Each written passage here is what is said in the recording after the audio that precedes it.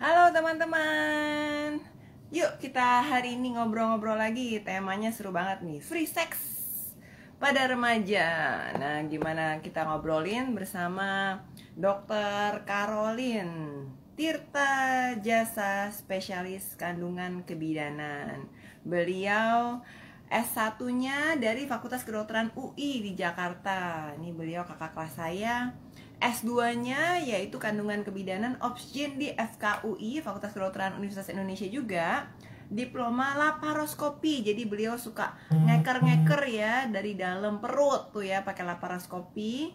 Dari Jerman loh ya. S3-nya klinik konsultan fertility hormone dari Fakultas Kedokteran UI. Jadi nanti hari ini kita akan kedatangan tamu spesialis kandungan kebidanan. Kalau ada yang mau tanya-tanya seputar kebidanan, kandungan, kemudian kesuburan juga. Nah, apa nih hubungannya free sex pada kesuburan? Hari kita akan ngomong, mungkin bukan cuma pada remaja kali ya free sexnya ya, pada orang dewasa juga kali. Gimana nih kalau free sex nih ya? Maksudnya free sex bukan sama pasangan suami istri yang resmi nih. Apa sih akibat secara mental? Tapi sekarang katanya lagi susah ya, soalnya bar-bar pada tutup. Oke, kita langsung aja cari Dokter Caroline. Dokter Caroline nih tadi udah join nih, kayaknya udah. Coba ya, Dokter Caroline. Oh ini dia. Oh nggak ada suara? Masa nggak ada suara ya? Aku undang Dokter Caroline masuk. Udah masuk belum Dokter Caroline? Nah, Halo. Dokter, ada suara nggak sih dok? Nggak ada suara dok? Ada. Sekarang ada. Ada Sekarang ya? ada. Tadi nggak ada. Makasih loh dokter. Dokter dulu aku pertama ketemu di O Channel ya. Waktu kita Iya, ngobrol-ngobrol mengenai kandungan kebidanan di O Channel. Apa kabar Dokter Caroline? Sehat dok? baik, Tom. Sekarang Sehat masih tetap banget. praktek nggak dok? Masih tetap praktek dok tiap hari? Masih tetap Masih ya? Di mana aja dok prakteknya kalau boleh tahu? Jadi nanti teman-teman kalau di misalnya mau Omni. ke sana. Omni Puloma saja. Oh gitu, Omnipolonasi. Iya. Soalnya kalau bolak-balik sekarang repot juga ya dok ya. Kalau misalnya mesti ke Iya. berbagai arah gitu ya, lagi COVID ya dok ya. Iya. Omnipolonasi itu menerima pasien COVID nggak sih dok? Enggak. Oh enggak. Iya. Oh, Jadi kita aman. kalau ibu hamil atau ibu apa mau melahirkan itu harus tes COVID dulu nggak sih dok sebelum melahirkan Harus. gitu? Apa gimana dok? Harus. Harus ya dok ya. Rapid test dan Kenapa swab dok? test. Ya, pasien-pasien yang mau operasi juga harus swab test wajib. Swab test negatif baru boleh masuk rawat inap di kita. Oh gitu, iya ya. Iya, Kalau enggak takutnya membahayakan yang lain ya dok. Jadi harus benar-benar tahu gitu ya positif iya, atau enggak gitu ya betul. dok ya. Lagian kalau Uh-uh. misalnya positif mungkin penanganannya berbeda ya dok ya. Maksudnya harus ada terapi khusus ya dok ya. Kalau untuk pasien Iya, COVID yang kebidanan. betul. Kalau positif biasanya kita rujuk ke rumah sakit persahabatan sih, rumah sakit rujukan COVID di area kita, Son. Oh gitu. Oh iya Iya, persahabatan ya dok ya. Oh jadi melahirkan mm-mm. juga ada di sana ya dok ya. Iya, kalau terbukti dia positif COVID, dirujuk ke sana. Oh gitu. Jadi Omni Iya tidak iya. menerima COVID sama sekali, Omni Pulomas. Oh gitu, oke oke. Uh-uh. Nih ada teman-teman juga nih kita halo-halo juga. Halo teman-teman yang udah join sambil nanti kita nunggu teman-teman yang lain. Dok, hari ini kita ngobrolin mengenai free sex nih dok. Jadi kan sebenarnya kalau seks itu kan berhubungan sama kandungan kebidanan juga ya dok ya. Mm-mm, Karena kan betul. memang itu organnya gitu Ya, dok. uh-uh, betul. Pada remaja itu kan sebenarnya bukan cuma remaja aja ya. Aku nanti juga pengen ngobrolin juga mengenai rumah tangga dok, free sex dalam Ya. rumah tangga ini gimana gitu ya. Karena kan banyak juga kan misalnya yang ada apa punya misalnya wanita idaman lain atau pria idaman Ya, lain gitu dok. Nah ini uh-uh. efek sampingnya tuh apa dok? Kan nanti juga kita ngobrolin ini secara Mm-mm, mental juga secara organ-organ tubuhnya gitu ya, secara organ betul. kebidanannya terutama ya organ Mm-mm, apa mm-mm, organ intimnya. mm-mm. Nah itu gimana sih Ya. efeknya gitu dok. Nah mungkin yang pertama yang remaja dulu dok. Kalau misalnya dari remaja itu biasanya kenapa sih dok bisa terjadi free sex pada remaja itu dok? Biasanya free sex pada remaja, tahu sendiri ya, remaja itu kan anak baru gede, ya. Itu Hmm, semuanya pengen coba-coba, ya. iya. Jadi anak-anak remaja itu keingintahuannya itu besar sekali, itu yang pertama. Ditambah lagi yang kedua, hormon-hormon kan sudah mulai nih, pubertas sudah mulai, gejolak hormonal sangat tinggi, ya. Ditambah lagi yang ketiga, sudah mulai agak jauh dari orang tua sebetulnya anak-anak remaja itu. Mereka lebih dekat dengan teman-teman sebayanya. Sudah jarang deh curhat sama orang tua tuh udah nggak anak zaman now banget. Jadi curhatnya sama Tapi teman. gimana sih caranya? Gimana caranya supaya bisa tetap curhat sama orang tua nih, Dok? Kita kan pengen didengerin curhatnya gitu Nah, sama orang tuanya anak. yang harus pinter-pinter deketin anaknya. Jadi kalau Hmm. bisa jadi teman lah, kita harus bersikap sebagai teman ke anak-anak remaja kita. Iya, terus Itu antara gimana dok lain. tadi lanjutin dok? Jadi mereka Mm-mm. lebih banyak, nah terus mereka gimana tuh? Apalagi sekarang kan banyak internet ya dok ya, apalagi sekarang kita Ah, sekolahnya online, jadi tuh benar-benar iya. katanya emang bisa gitu diblokir gitu dok ya. Emang emang benar bisa Hmm. diblokir atau bisa banyak yang tetap curi-curi gitu dok untuk ke apa anak lihat free sex itu dok? Iya, jadi sih sebetulnya dunia internet agak sulit ya. Meskipun kita sudah blokir, kadang-kadang mereka ditawarin tuh. Jadi ya, saya udah Iya. pernah coba sendiri tuh, lagi main game ditawarin tuh. Yang porno-porno muncul sendiri, tiba-tiba pop up di layar internet. Kalau anak-anak ABG kan dia pengen tahu dong, apa sih ini gitu ya. Langsung diklik. Nah, mulainya dari situ sebetulnya. Lama-lama jadi ketagihan, karena free sex ini juga bisa menimbulkan kecanduan ya. Kecanduan akan seks itu bisa dan itu sangat berbahaya. Nah, kecanduan itu gimana tuh dok? Maksudnya dok? Bisa dijelaskan dok? Iya, jadi setiap hari dia harus melihat pornografi.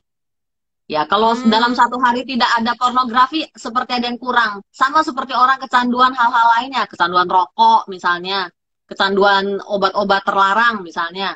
Ya, sama seperti itu kecanduan. Kenapa bisa begitu ya dok ya? Kenapa bisa? Emang emang apa kalau seks itu nyandu gitu dok? Kalau buat anak-anak remaja, iya. Kalau buat anak-anak Untuk remaja, anak karena itu dewasa? membangkitkan adrenalin. Itu Oh, membangkitkan oh adrenalin, Son. ya saya mau tanya juga nih dok. Mm-mm. Melalui pengalaman saya dok ya, maksudnya ada pasien, ada teman-teman juga. Ternyata libidonya itu berbeda-beda tiap orang. Apakah itu Ya, efek pengaruh ke hormon dok, baik wanita maupun pria gitu? Kalau iya hormon apa? Apakah hormon itu bisa ditambah atau dikurangin dengan suplemen atau dengan injeksi hormon atau apa dok? oke. Jadi libido atau nafsu seks itu ditentukan oleh banyak hal, ya. Yang pertama tentunya status hormonal, hormon kerjasama sih sebetulnya ya antara hormon estrogen dan testosteron, imbangan, balance antara ini. Ya, tentunya ya kalau kurang ya bisa saja ditambah. Seperti orang-orang yang pramenopause atau menopause ya, kalau mereka butuh terapi suli hormon itu juga bisa diberikan. Tentunya ada syarat dan ketentuan berlaku ya. Jadi harus ada pemeriksaan uh, pap smear atau mamografi dulu untuk menyingkirkan kejadian-kejadian kanker. Ya kalau sudah ada kanker mulut rahim atau tumor kandungan ya agak sulit untuk pemberian terapi suli hormon. Jadi balik lagi tadi libido nafsu seks itu terutama yang pertama adalah hormon-hormon tentunya ya. Makanya wanita kalau sudah menopause sudah males ya, nafsu seks sudah berkurang karena hormon estrogen sudah tidak ada, apalagi testosteron sudah tidak ada juga ya. Yang kedua, nafsu seks itu ditentukan dari otak, Son. Ya, otak ini Hmm. yang membangun suasana ya. Jadi meskipun kan banyak juga wanita usia reproduksi tapi frigid istilahnya ya, frigid, tidak bergairah ya, itu karena otaknya sendiri, alam pikirannya tidak menunjang ke arah sana ya. Bisa Hmm. keluhan-keluhan yang rata-rata sih psikogenik ya, misalnya sedang capek, letih, banyak pikiran, bete, nggak pengen gitu ya. Nah, kalau dalam kasus seperti itu tentunya harus dibangun komunikasi suami istri supaya bisa nyambung ya. Suami juga nauin kalau istrinya lagi capek ya, lagi nggak pengen ya, instead of sexual relationship, ya boleh dong pijat-pijat, membelai, itu kan juga sangat membantu sebetulnya untuk kehangatan hubungan suami istri. Jadi foreplay gitu dok ya. Kalau buat cewek itu emang foreplay itu penting banget ya dok ya. Harus dibelai. Jadi kalau wanita tuh kan lebih emosional ya dok ya. Bukan Iya, melulu betul. langsung ngeliat gitu Kalau ya. Ngeliat uh, uh, berantem gitu nggak harus selalu ini dok ya. Nggak selalu libidonya meningkat ya. Harus dibelai-belai kalau wanita gitu ya. ya, Ya, kalau terus untuk kalau yang perempuan yang penting kasih sayang, iya. kasih sayang yang penting ya dok ya.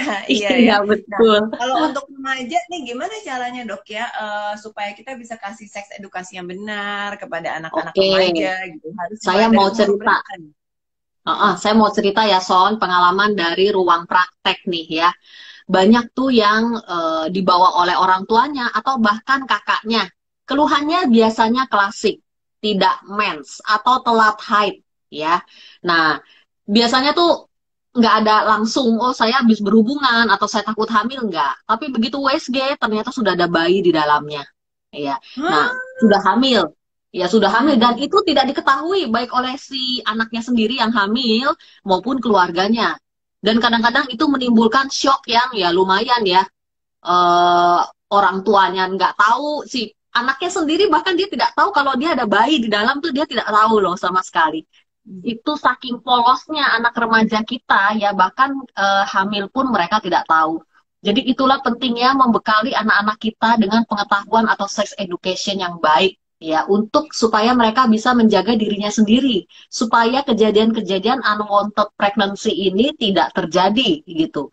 Dan kehamilan pada remaja kasihan sekali ya, anak remaja sudah hamil tuh banyak aspek atau akibat yang ditimbulkannya, mulai dari dampak ke keluarganya sendiri, ada stigma tertentu kan ya kalau hamil di luar nikah, untuk anaknya sendiri, untuk bayi yang dilahirkan, semuanya kemana-mana.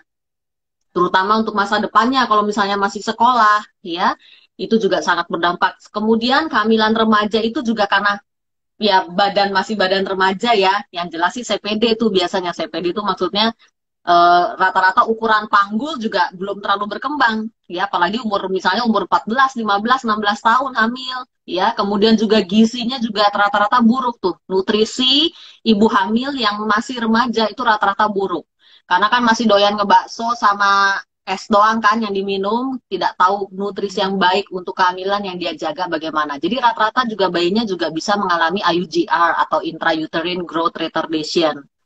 Nah, jadi Hmm. sangat penting diberitahu, terutama kalau punya anak perempuan nih mulai beranjak ABG ya, pengetahuan seksnya itu Umur berapa bagaimana. sih dok mesti dikasih tahu sex education itu cewek maupun cowok itu anak cewek cowok itu umur berapa dan gimana sih caranya eh, yang bagus gitu dok ngobrolin tentang sex education tuh kalau kita kan kalau dokter ya ya Ya, nggak tahu deh dokter kalau dokter sendiri gimana gitu dokter dokter anaknya umur berapa sekarang dok? anak saya dua-duanya umur 14 tahun sekarang. Satu laki, Oh satu nah, perempuan. Ya, anak oh saya pas kembar banget tuh soalnya. gimana caranya dok caranya edukasinya dok? eh jadi yang pertama mereka harus tahu anatomi organ reproduksinya sendiri. Itu yang Hmm. pertama.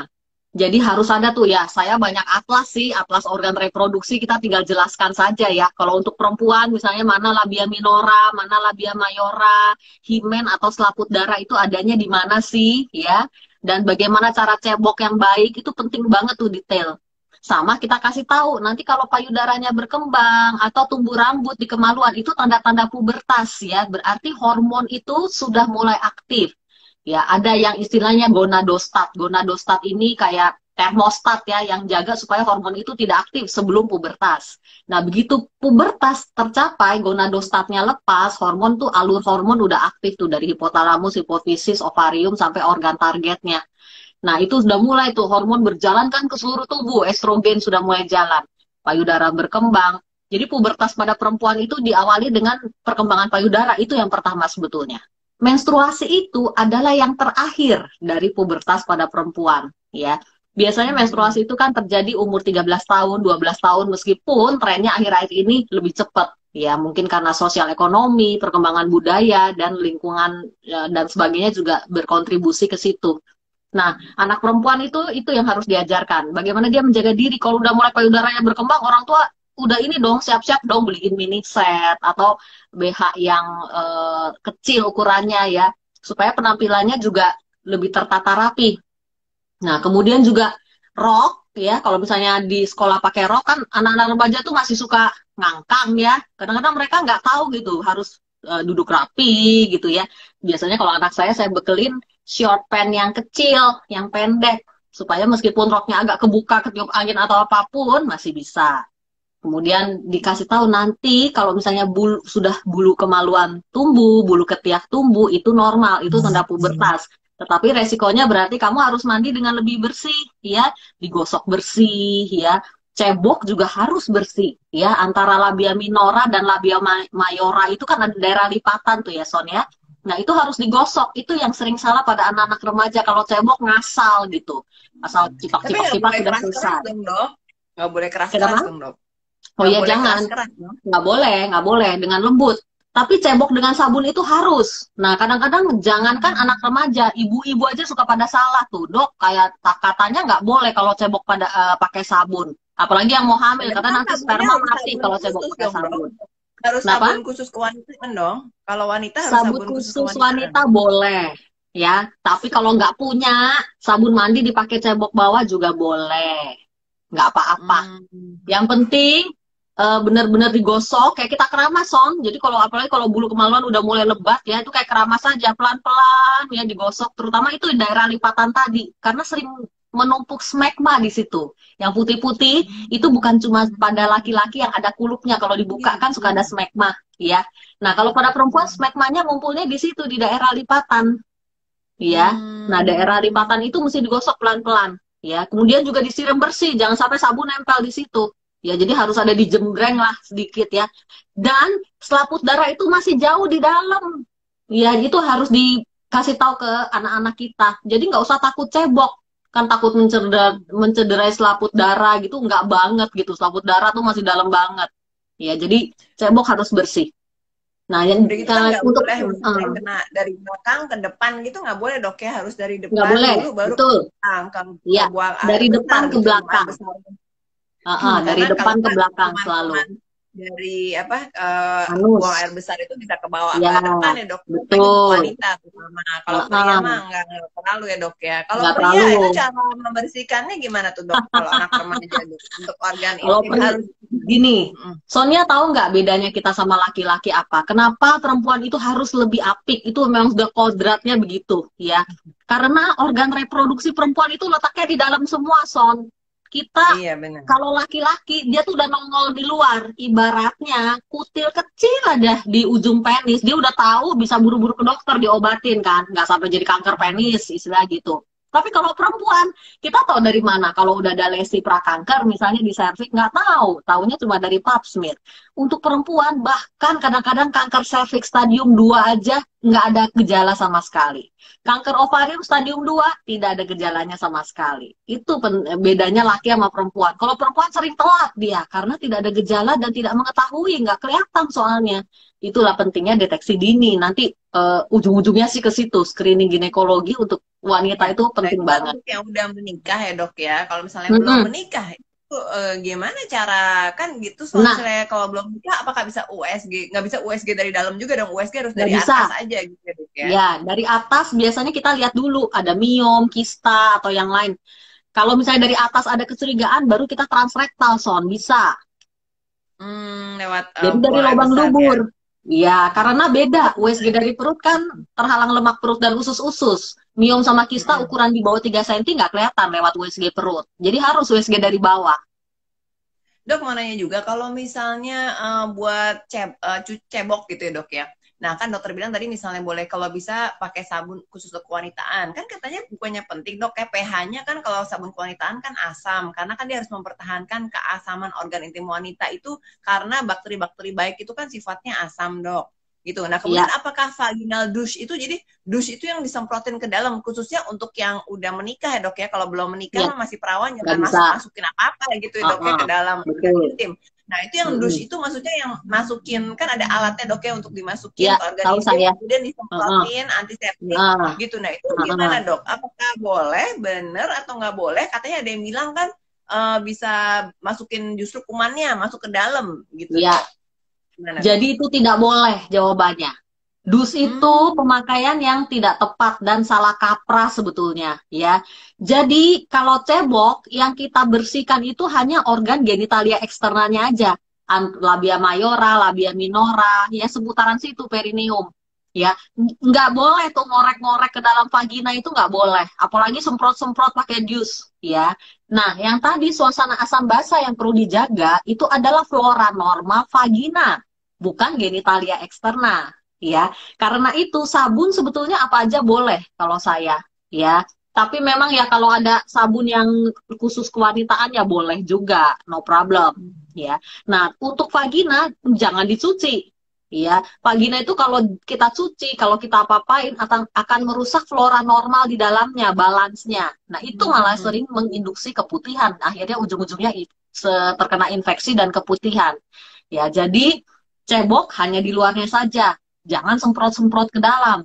Nah, kalau sampai ada keputihan, gatal, berbau, itu berarti sudah ada infeksi. Ya, mesti diperiksa sama dokter kandungan, karena kan mesti inspekulo, dilihat vaginanya, infeksinya sebelah mana, kemudian juga dilakukan vaginal toilet, tuh biasa dicuci, dibersihkan. Ya, baru obatnya efektif, yang dimasukkan ke dalam vagina juga biasanya. Gitu. Hmm. Jadi emang nggak boleh ya, pokoknya kalau wanita itu nggak boleh diudik-udik gitu ya dok ya dalamnya ya, Ya, kecuali misalnya ada vagina jangan. keluhan, memang Ah, harus ah. ke dokter gitu ya kalau ada keluhan ya Betul, dok ya. kalau keputihan parah ya, bakal berbau. Hmm. Nah terus jadi balik nih ke free sex pada remaja, itu harus Ah, ah. diajak ngobrol mengenai seks itu umur berapa ya dok ya kalau anak-anak? Mulai pubertas, Son. Jadi, bukan Hmm. mulai pubertas, sudah deket-deket Tapi ketika pubertas. itu kan udah waktu itu kan ada kejadian tuh dok yang Ah, apa ah. pada katanya tuh nggak tahu dia benar atau enggak, tapi yang international school kan waktu itu ada kejadian sodomi tuh dok.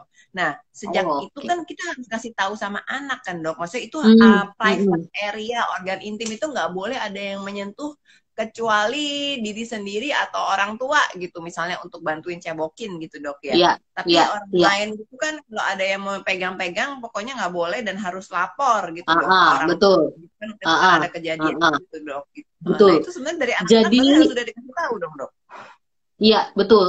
Jadi mulai anak-anak masuk sekolah ya sebetulnya ya. Mulai dari anak-anak itu masuk preschool ya, anak-anak TK ibaratnya itu udah kita ajarin. Ini organ-organ tertentu, misalnya payudara dan area kemaluan, itu tidak boleh dipegang oleh orang lain, kecuali orang tua dan dokter, ya. Orang lain tidak boleh memegang. Mulai dari hal yang sederhana seperti itu, ya. Nah, kemudian ketika umurnya bertambah, kita nambah lagi dong pengetahuan organ reproduksi, ya, dan fungsinya apa saja, itu mulai dibekali. Dekat-dekat Umur berapa pubertas tuh dok biasanya biasanya? 10, Biasanya umur 10 12. tahun. 10 tahun. 10 Hmm. tahun kita udah mulai, Son. Sekarang soalnya Hmm. kadang-kadang ya anak umur 10 tahun udah ada yang menstruasi tuh. Jadi Ya, usia kenapa sih dok pubertas. sekarang? Apakah efek dari makan hormon terlalu banyak, misalnya di ayam broiler gitu? Sekarang banyak yang menstruasi dini. Jadi usia pubertas sekarang memang makin dini, banyak sih faktor penyebabnya ya, antara lain sosial budaya ya. Sekarang kan arus teknologi informasi itu kan lebih banyak ya. Kemudian juga hormon-hormon juga anak-anak sekarang juga lebih aktif ya. Pengaruh makanan juga bisa yang tadi Sonia bilang, misalnya ayam broilernya disuntik hormon gitu misalnya ya. Burger-burger dari mana itu kan daging olahan yang kita nggak tahu sapinya disuntik hormon atau ayamnya disuntik hormon ya bisa juga. Jadi mulai dari umur 10 Hmm. tahun, kalau menurut saya kita sudah harus bekali. Iya, iya. Mengenai sex education itu dok ya. Iya, Ngomongnya mah betul. harus dibuka aja. Jadi nggak boleh tabu ya dok ya. Sama anak itu harus bisa cerita gitu ya mengenai sex Iya, education ya dok ya. iya, betul. Jadi dilihat tahapan usianya. Memang kita nggak boleh langsung, wah gitu ya, hubungan suami istri misalnya kita paparkan di situ, jangan. Ya, jadi hubungan suami istri itu mulai dari ambil contoh binatang dulu misalnya. Ya, kalau misalnya bagaimana kok bisa terjadi bayi, kalau misalnya bayi kucing itu bagaimana terbentuknya. Misalnya ya, kalau sudah masuk ke arah sana, ke arah hubungan sexual relationship ya.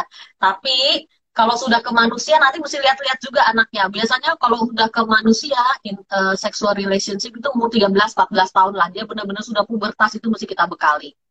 Ya, karena begitu Iya. Pentingnya menstruasi apa berarti aja kan dok? ovulasi. Yang Kenapa? penting-penting harus dibekali apa aja nih dok? Yang penting-penting harus dikasih tahu Yang apa aja? penting harus dijaga, jangan sampai terjadi kehamilan di luar nikah. Itu aja, ya. Nah, yang Hmm. salah pada anak-anak remaja adalah mereka menganggap kalau penis nggak masuk ke dalam vagina berarti nggak hamil. Nah, itu salah besar, ya. Karena di usia remaja itu petting pun, tahu kan petting ya? Petting itu maksudnya bercumbu. Ngakunya sih nempel-nempel aja istilahnya ya. Jadi tidak ada penetrasi. Itu aja udah bisa bikin hamil tuh kalau pada remaja, ya. Ya mungkin salah juga bukan Bisa. sekedar petting ya. Kok bisa dok? Kenapa bisa bikin Mm-mm. hamil kalau cuma bercumbu aja? Jadi jadi pada remaja mungkin karena ketidaktahuan juga ya. Saya soalnya pernah tuh anak remaja hamil. Kan saya tanya dong, yang dilakukan itu apakah benar masuk ke dalam atau tidak, atau yang sering dibawa oleh ibunya untuk pemeriksaan virginitas. Ya, anak saya masih perawan nggak sih dok? Ya, biasanya kan ke dokter kandungan kita lihat. Biasanya anamnesa kan, sudah pernah ngapain aja, ya, sudah punya pacar belum, apa yang sudah dilakukan. Ya, biasanya sih ngomong kita seperti kakak lah, ya, nggak sebagai dokter tentunya. Kalau nggak ada yang berani ngomong di depan dokternya. Nah, biasanya eh, karena mereka salah pengetahuan, ya, kadang-kadang bercumbu itu nempel-nempel lama-lama masuk juga sih sebetulnya, ya. Jadi itu yang membuat hamil. Eh, jadi harus dibekali pengetahuan pada remaja, jangan bermain api, itu aja, ya. Terus jangan Karena kalau belak-belakan, jangan bercumbu-cium-ciuman gitu dok ya di iya, tempat yang gelap gitu. Itu lama-lama heeh, bisa ke arah situ ya dok ya. iya, betul. Karena kalau sudah dimulai, siklusnya sudah berjalan, rantainya sudah berjalan, nggak bisa di stop lagi. Meskipun kamu berkata tidak, sudah tidak sudah terlambat semuanya. Ya, Nah itu kalau yang bisa nyetop itu siapa dok? Apakah oh, cowoknya atau ceweknya? ceweknya terutama. Faktor jadi perempuan harus berkuasa ya, harus powerful ya. Harus pakai otak ya dok ya, jangan Ya, pakai emosi ya dok betul. ya, harus pakai otak. Nah Jangan itu mandang. gimana harus harus kasih tahu dong ke anak remaja ya, apalagi yang Oh iya perempuan dong. ya harus Oh, pakai jangan. otak, jangan pakai Iya, emosi, apalagi hati gitu ya dok ya. Waktu udah betul. cinta gitu dok. Hmm.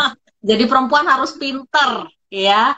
Iya, Karena gimana tuh dampaknya ngasih kalau taunya dok? iya, dampaknya kalau sampai hamil yang banyak menderita pihak perempuan loh yang dirugikan. Bukan pihak laki-laki karena bayinya ada di perut dia. Ya dia yang membawa stigma hamil di luar nikah tuh si pihak perempuan sebetulnya. Yang cowok sih udah berkeliaran kemana lagi dia cari perempuan lain ya bisa aja. Ya, tetapi pihak perempuan harus benar-benar dibekali. Jadi kalau punya anak perempuan jaganya tuh harus ekstra ketat. Jadilah perempuan yang pintar itu harus didoktrinasi ya dari kecil. Dari umur berapa tuh dok? Terus doktrinnya mesti dikasih tahu apa aja? Ya, mulai dari umur 8 tahun biasanya sudah kita Dikasih ajari tahunya ya. apa aja dok?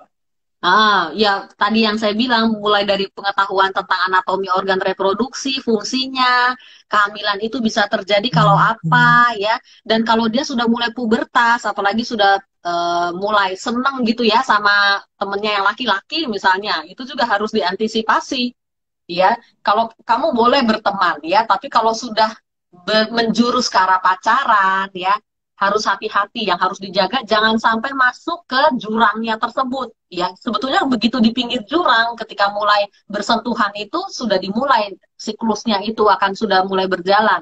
Nah, itu harus di stop. Jadi yang tadi saya bilang jangan coba-coba. Begitu coba-coba masuk ke jurangnya sudah terlambat, nggak bisa lagi keluar. Hmm. Remnya udah blong Terus ibaratnya. resiko free sex itu apa aja dok? Selain kehamilan ya tentunya. Ya, yang pertama, yang paling sering adalah penyakit hubungan seksual. Saya udah siapin gambar-gambar yang kamu minta nih, Son. Mau lihat nggak? Tapi serem kayak dok ya, takutnya nanti yang lihat di bawah umur lagi Oh, dok. Jadi nggak usah enggak dikasih serem. dikasih. Oh Enggak nggak serem serem. ini. Enggak serem. Oh Enggak serem. serem. Iya. Cuma beberapa sih.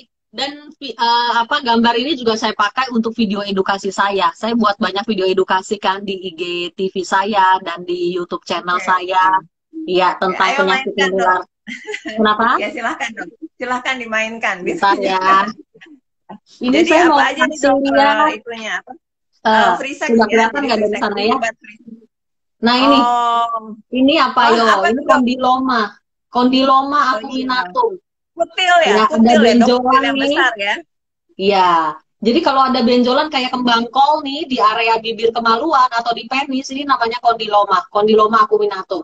Ini penyebabnya adalah virus HPV, HPV yang low risk. Jadi sama seperti virus penyebab kanker mulut rahim, ya. Nah, kalau Nah, kanker mulut ini rahim itu virus HPV-nya itu pasti disebabkan karena hubungan seksual yang berganti-ganti atau ada penyebab lain sih dok? jadi gini, penyebabnya virus HPV yang high risk kan untuk kanker mulut rahim. Tapi faktor predisposisinya macam-macam.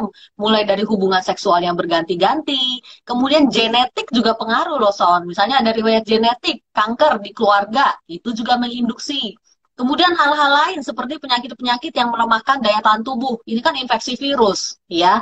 Daya tahan tubuh harus kuat. Begitu daya tahan tubuh lemah, misalnya pada penyakit-penyakit diabetes mellitus atau penyakit kronik lainnya, hipertensi, penyakit-penyakit pembuluh darah lain, itu juga pasiennya juga bisa terkena kanker dengan mudahnya.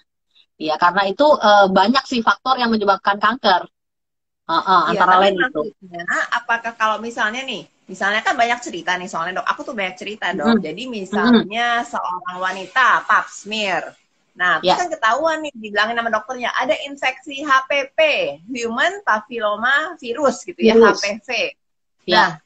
itu nanti dia di rumah itu dia bisa langsung menuduh atau menanya sama suaminya, loh ini kok Mm-mm. saya bisa kena virus ini nih, apakah dari kamu yang berganti-ganti pasangan gitu dok. Jadi apakah pasti gitu kalau misalnya ada pap Ada. smear itu, wanita Mm. pap smear, cek pap smear, kemudian ketahuan ada human papilloma virus, apakah berarti itu tertular dari orang lain gitu dok, dari suaminya atau dari orang lain kalau bisa berganti-ganti pasangan gitu dok, atau bisa datang, nggak mungkin dong virus itu kan datang sendiri gitu dok. Ya, betul. Jadi begini, 90% penularan virus HPV itu memang jalur seksual. Ya, 95% lah. Ya, tapi 5% jangan dilupakan. 5% merupakan kontak fisik. Ya, kontak fisik tuh maksudnya ya duduk di cebokan misalnya yang tempat Oh duduknya ada bisa, virus HPV-nya. berarti bisa Bisa, dok ya, berarti bisa di bisa. toilet yang kotor ya. Oh makanya Ya, toilet tuh harus toilet yang disemprot ya dok kotor. ya, pakai lavmin nih Heeh. disinfektan spray. Harus Ya, semprot toilet umum ya sanit- dok ya, ya, terutama ya dok ya. sanitizer, Oh, boleh. mm. Kemudian Terus juga air cebokannya kotor. Air cebokan kotor ya, juga bisa. Kemudian pakai mm. anduknya barengan ya, anduk yang kebetulan ada virus HPV-nya bisa. Ya, jadi bukan hanya kontak seksual. Dan asal tahu saja 75% wanita itu sudah terinfeksi HPV tanpa gejala sebetulnya. Ya, asalnya dari mana tidak diketahui. Memang laki-laki berfungsi sebagai carrier HPV, tapi belum tentu laki-laki yang ada HPV virus di penisnya itu dia didapat dari hubungan seksual dengan perempuan lain, belum tentu. Ya, jadi jangan tidak boleh menuduh. Maksud saya begini, kalau ditemukan infeksi virus HPV pada satu perempuan, ini pasti berasal dari suaminya, gitu ya. Tidak bisa dibilang seperti itu karena si suami juga mungkin dia sebagai carrier, ya.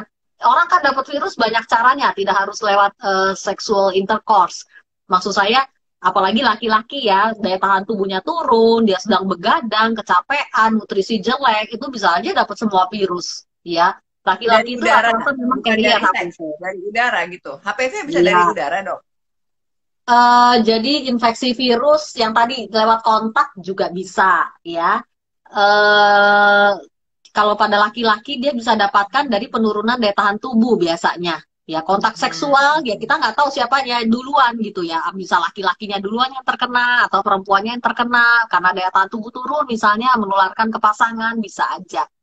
Jadi Tapi kalau nggak boleh saling kebetulan pas menuduh. ada hasil, misalnya ada hasil dari dokter, kemudian ditanya gitu ya, terus dia ngaku, ya berarti berarti ya mungkin itu gitu ya, dok ya kalau ngaku ya dok ya kalau Ya ngaku. kalau ngaku, Iya bisa nggak ngaku juga sih dok, iya. Terus dok tadi ya apa lagi dok? Jadi tadi kondiloma tadi tuh yang dari noniloma. human papilloma Saya virus. mau lihat Terus apa kasih lagi lihat dok? yang lain nih ya. Ini apa nih? Bintil-bintil bisa di kemaluan ya. Jadi gelembung-gelembung isi cairan ini biasanya pasiennya rasanya perih banget, perih dan panas. Ya, jadi Oh ya cacar gelembung-gelembung air, kecil. Bukan, kayak ya cacar kayak air. cacar air. Ayo namanya apa? Namanya herpes ini. Herpes genital. Penyebabnya adalah herpes simplex virus tipe 2 ini. Herpes Mm-mm. genital. Nah Ya, jadi herpes kalau itu kan ada ketemu yang di mulut, ada yang di betul. kemaluan juga ya dok ya. Mm-mm. Iya, betul. Yang di mulut juga namanya herpes, tapi itu herpes simplex tipe 1 kalau yang di mulut. Ya.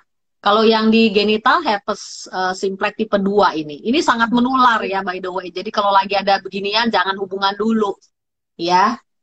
Kemudian saya Kalau juga wanita ada itu yang bisa kelihatan juga dok. Kalau pria bisa kelihatan di luarnya. Ada kayak bisa, apa cacar air.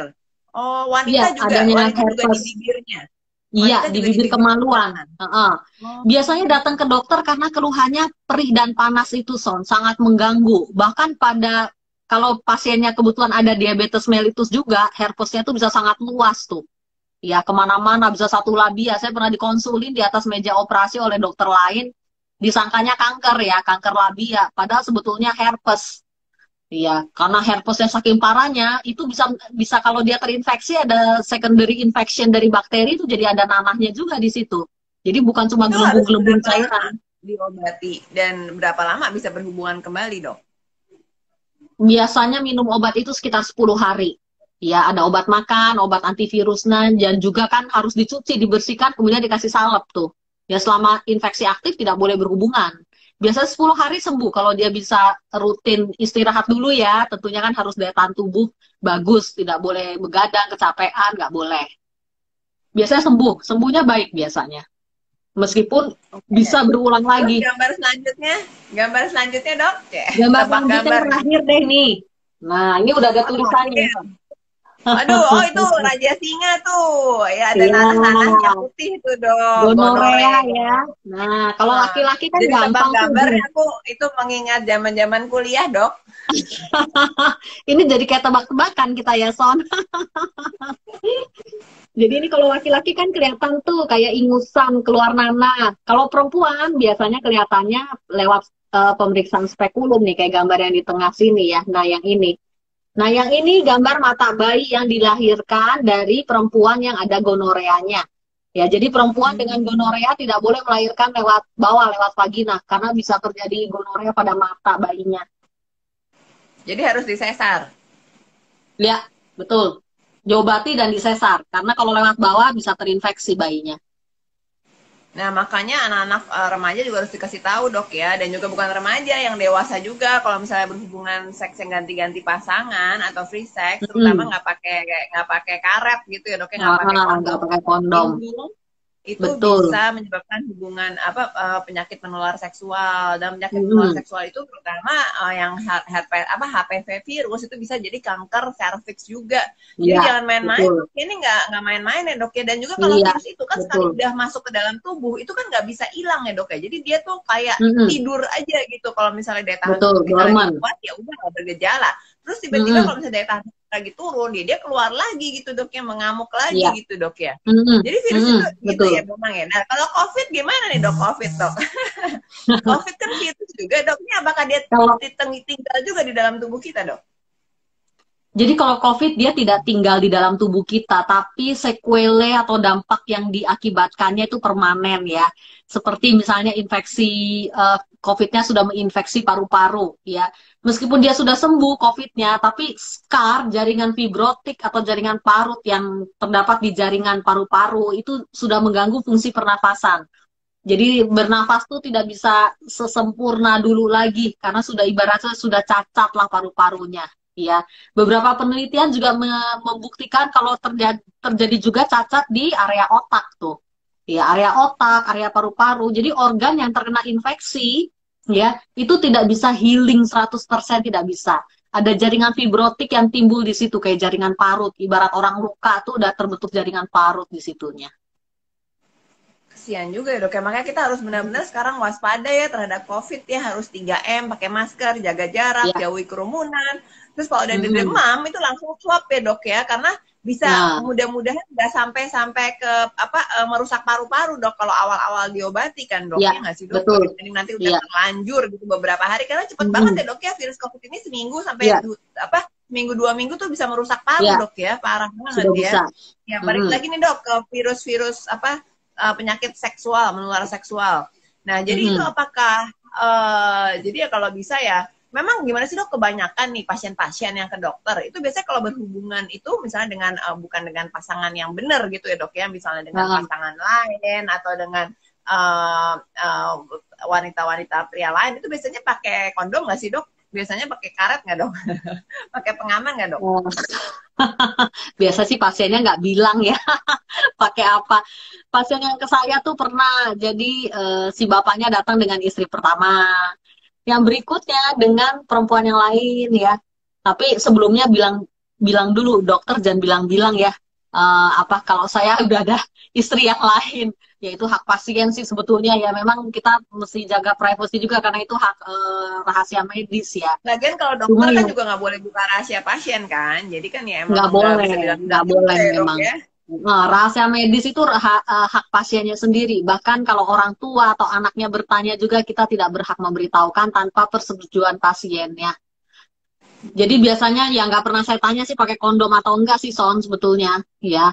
Jadi biasanya mereka karena dari istri pertama nggak punya anak, nikah lagi dengan perempuan kedua dengan tujuan supaya bisa dapat anak. Perempuan kedua nggak bisa hamil juga kasih anak, nikah lagi sama perempuan ketiga. Biasanya begitu yang pernah saya temui di kamar praktek. Hmm. Mm-mm. Tapi biasanya kalau mengenai apa free sex ini biasanya paling kalau ada keluhan aja terus langsung berobat gitu ya ke dokter Iya, biasanya ya.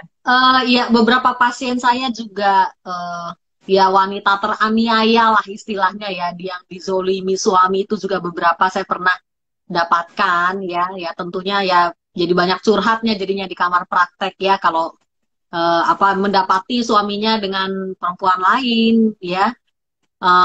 Kadang-kadang ya serba salah juga sih kita ya. Kita kan nggak bisa terlalu banyak ikut campur ke masalah pribadi sebetulnya. Ya paling kita hanya yang penting kan buat perempuan itu jaga diri sendiri ya dengan screening ginekologi yang tadi saya bilang ya pap smear atau tin prep dan Iya. USG transvaginal ya supaya kalau ada calon kanker mulut rahim yang disebabkan virus HPV kita udah tahu dong dari awal ya atau ya minta suami pakai kondom ya untuk proteksi ya supaya tidak ada penyakit menular seksual yang ditularkan itu aja sama vaksin jangan lupa vaksin untuk HPV kan sekarang sudah ada ya untuk melindungi Hmm. kita terhadap infeksi virus HPV tapi tetap screening tetap dijalankan meskipun sudah vaksin. Nah, kalau vaksin itu apakah umur berapa tuh dok enaknya vaksin dan Mm-mm. apakah itu perlu? Jadi kalau misalnya kita udah pastikan pasangan kita setia, apakah tetap perlu vaksin dok? Jadi vaksin ini sebetulnya untuk memberikan perlindungan terhadap kanker mulut rahim atau infeksi HPV tadi ya. Sekarang sebetulnya di program di sekolah udah ada tuh Son. Jadi anak umur 9 tahun itu sudah dapat vaksin HPV. Ya, kalau di bawah umur 13 tahun vaksin HPV itu cuma perlu disuntikan 2 kali sebetulnya. Hmm. Uh, Nah sekarang, uh. oh, gitu. Oke. Tapi kalau misalnya kita udah pasti tahu nih, misalnya, oh kita pasti bersih, ceboknya bersih, terus daya tahan tubuhnya bagus, terus Mm-mm. suami istri juga kayaknya setia nih gitu. Apakah tetap harus Ya. vaksin dok? Kalau saya sarankan tetap vaksin ya karena kan virus HPV kan tadi yang sudah saya bilang rata-rata 75% perempuan sudah terinfeksi HPV juga ya. Jadi kan Hmm. meskipun suami setia bisa aja terinfeksi HPV. Infeksi HPV itu Hmm. tidak tergantung dari suami setia atau tidak gitu maksud saya. Jadi begitu daya tahan tubuh turun, dia bisa saja terinfeksi berbagai macam virus. Jadi lebih baik kita membekali diri lah. Kalau ada vaksinnya, dapat vaksin aja susah tuh. Kalau ada vaksinnya ya why not? Lagi pula vaksin untuk HPV sih sudah aman ya, penelitiannya sudah clinical trial yang terakhir. Jadi tidak diragukan lagi tingkat keamanannya. Jadi biasanya tuh kalau dokter kan banyak pasien-pasien nih dok ya yang remaja gitu. Biasanya kalau misalnya terjadi free sex gitu ya atau kehamilan-kehamilan pada remaja atau penyakit menular seksual pada remaja itu akibatnya apa sih dok? Karena kekurangan sex education atau kekurangan komunikasi dengan orang tua atau apa dok biasanya? Biasanya karena ketidaktahuan. Ya, buktinya hamil aja nggak tahu, berarti kan bener-bener dia nggak tahu sama sekali kalau hubungan sampai penetrasi itu bisa menghasilkan sebuah kehamilan. Mungkin Hmm. kebanyakan karena ketidaktahuan ya anak-anak remaja itu. Ya kalau tidak tahu ya dia tidak mengerti, dia masuk ke jurang yang salah aja dia tidak menyadarinya. Jadi itu pentingnya kita memberi pengetahuan supaya kita lebih berdaya, empowering woman kalau saya istilahnya. Jadi pengetahuan itu kita sebar supaya perempuan itu lebih berdaya, lebih berdaya guna ya supaya dia bisa memprotek dirinya sendiri, terutama organ reproduksi yang letaknya semuanya di dalam ini, ya, yang kita nggak tahu kalau ada apa-apa, kalau tidak ada screening dan kita nggak tahu. Jadi pengetahuan tentang organ reproduksi itu sangat penting, menurut saya itu. Ya selain Hmm. itu ya tentunya pengetahuan agama dan yang lain-lain harus diberikan oleh orang tua juga. Tapi bukan cuma perempuan kan, sekarang laki-laki juga harus diproteksi kan dok, karena sekarang juga mungkin kan banyak Iya, LGBT gitu nah dok. betul. Iya, sama, laki-laki perempuan sama. Tapi khusus untuk bidang saya memang perempuan karena pasien saya perempuan semua, Son. Gitu ya. Iya ya, kandungan kebidanan pasiennya perempuan ya dok ya. Iya. Iya. Nah, kalau perempuan itu berarti gimana sih caranya dia menahan gitu dok? Maksudnya biar punya harga diri gitu dok ya, biar nggak terlalu. Sekarang kan mungkin kalau dari sosial media, lihat Instagram, oh seru nih gaya hidup hidup keren gitu dok ya. Jadi kayaknya Hmm. gampang gitu dok untuk Aha. melakukan segala cara, menghalalkan segala cara. Nah, gimana tuh Hmm. biasanya dok Hmm. bikin apa wanita kan dokter bilang tadi empowering woman tuh supaya mereka Hmm. tuh bisa nggak menghalalkan segala cara, punya harga diri, terus bisa mandiri juga dan nggak terjerumus ke free sex dan maksud apa ke ini juga gitu dok apa namanya penyakit menular seksual lainnya. Ya, iya. Karena itu harus pinter. Jadi perempuan itu harus pinter, Son. Iya, nggak ada cara lain. Jadi dari kecil kalau punya anak perempuan kita sudah didik jadi perempuan yang pinter. Perempuan pintar dan mandiri maksud saya. Jadi tidak Iya. tergantung dengan orang lain. Ya. Jadi yang pertama pinter dari semua hal ya. Maksud saya pinter di sini pinter pengetahuan organ reproduksi. Jadi dia tahu fungsi organ reproduksi dan bagaimana menjaganya. Itu yang pertama. Yang kedua pinter bergaul dong. Bersosialisasi itu pintar, pintar memilih temannya yang mana, dia harus tahu dan lama-lama kan dengan pengalaman hidup juga dia bisa menilai orang yang ini seperti ini, orang itu seperti itu, yang harus didekati yang mana dan harus dihindari yang mana, ya. Jadi pengetahuan itu tadi yang saya bilang sangat penting. Nah itu Semuanya dimulai dari memilih situ. teman tuh harus Hmm. seperti apa dok kalau dari segi kesehatan gitu dok ya. Iya, dari segi kesehatan memilih teman yang memberikan aura positif tentunya ya. Memilih Jangan. pacar nih buat yang masih remaja harus yang kayak gimana dok. Waduh, memilih pacar biasanya kalau remaja tuh masih belum banyak pertimbangan ya. Pokoknya asal suka ya udah. Kalau pada remaja kan biasanya gitu, tidak terlalu banyak pertimbangan. Biasa nanti orang tuanya lagi yang melihat. Ini orang anaknya siapa, ya pekerjaannya apa, sekolahnya bagaimana. Biasanya nanti orang tuanya yang melihat. Bibit bebet bobot ya dok berarti ya. Sebenarnya bener ya bibit bebet bobot yang dari orang tua kita ngomong itu ya. Sebenarnya ya Iya. penting juga ya dok ya untuk mencari Ya, cuma pasangan kan gitu ya. anak-anak remaja kan kadang-kadang jiwa pemberontaknya masih lumayan ya. Jadi mau bibit bebet bobot kayak apa, kalau gue suka ya udah suka aja. Gitu ya. Kadang-kadang Bucin dong ya, berarti ya dok. Buta cinta dok. Buta cinta. iya Bucin. cinta Bucin. buta ya, cinta buta Iya. namanya. Tapi Love is tapi nggak blind. boleh buta-buta banget ya dok ya kalau kalau anak cewek tuh benar-benar harus dibekali ya sama kepintaran tadi, kemandirian, Hmm, gimana supaya jadi hmm, cewek yang pintar, yang mandiri, jadi nggak dibohongin laki-laki ya dok ya. Itu iya harus ya kalau untuk betul, remaja ya.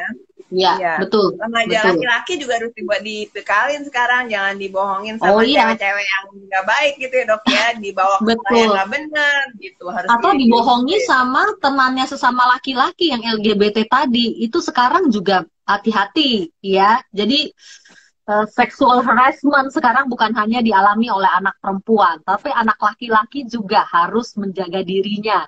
Ya tadi, jangan, tidak boleh ada sembarangan orang yang menyentuh area-area pribadi. Ya, tidak boleh. Itu harus ditanamkan ke baik anak laki maupun perempuan.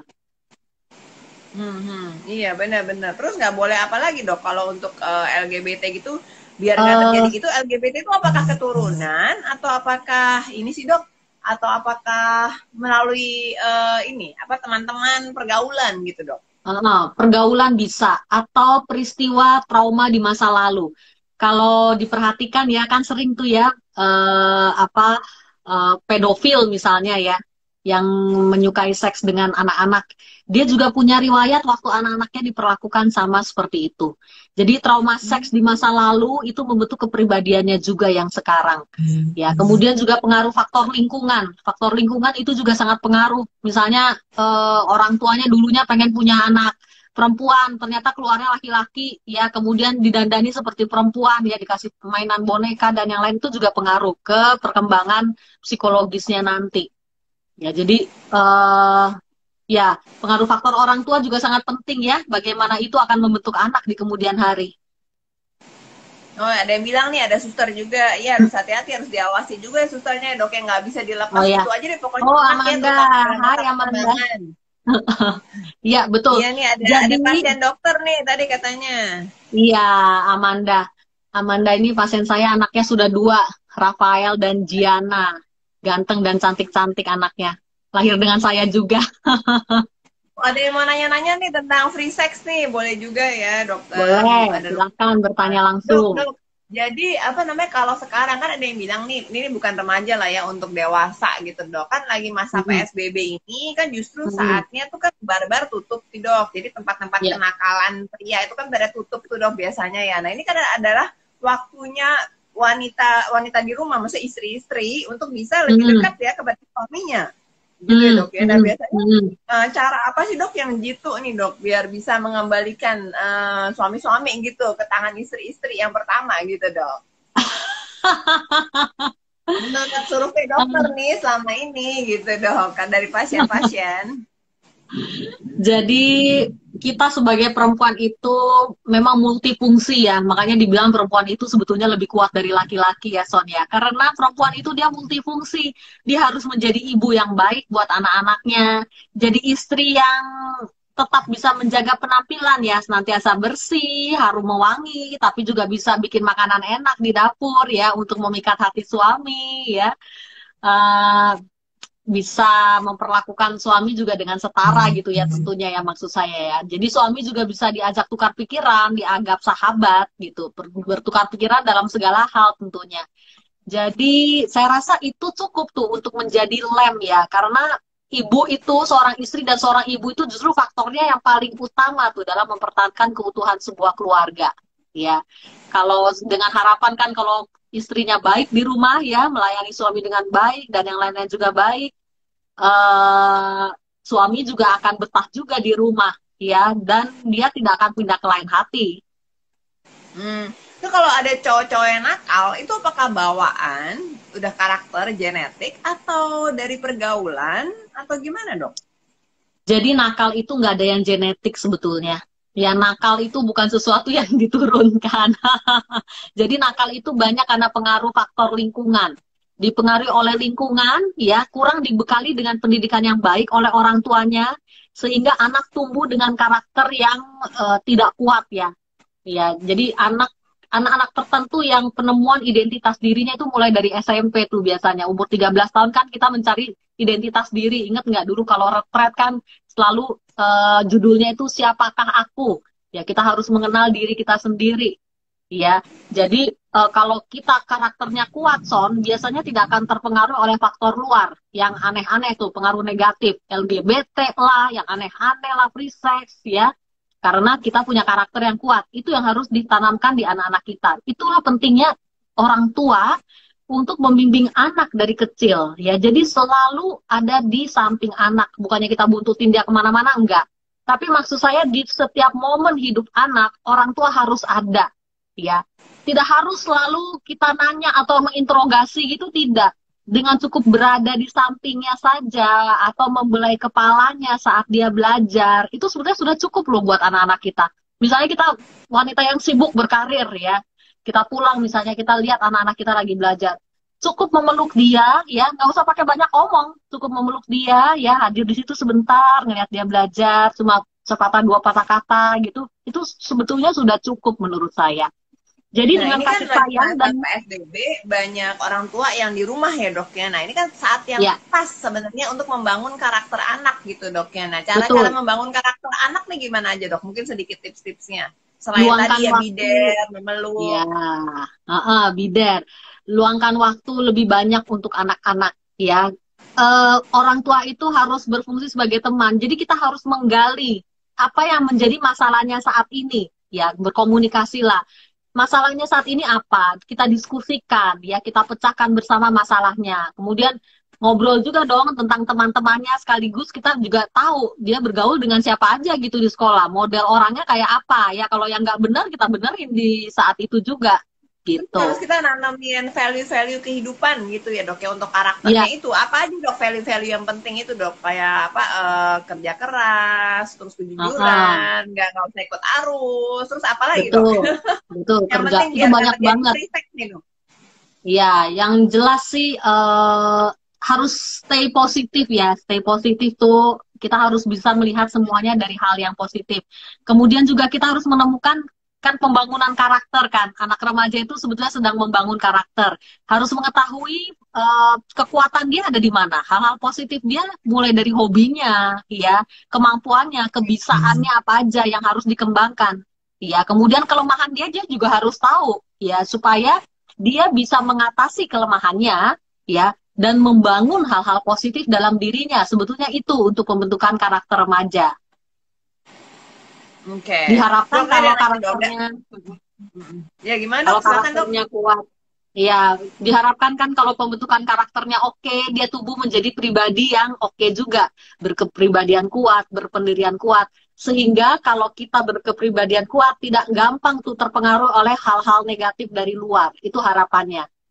Tinggal orang tua Benar-benar. membekali dengan kasih sayang aja selebihnya. Siap. Tadi ada yang nanya juga dok, vaksin untuk HPV, untuk vaksin untuk mencegah kanker serviks itu, apakah pada pria juga bisa? Dan juga kalau misalnya udah terkena kanker, apakah harus suntik lagi atau enggak? Mm-mm. Jadi kalau pada pria masih pro dan kontra sebetulnya, ya karena pria itu sebetulnya dia karier HPV juga.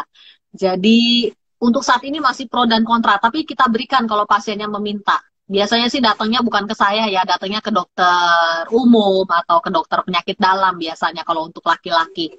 Kemudian kalau sudah terkena kanker, nggak usah vaksin lagi karena virusnya kan sudah ada di dalam. Ya, kecuali masih dalam tahap lesi prakanker, kita tetap berikan lesi prakanker karena kalau kita obati dan kita hilangkan, tingkat kesembuhannya kan masih 100%.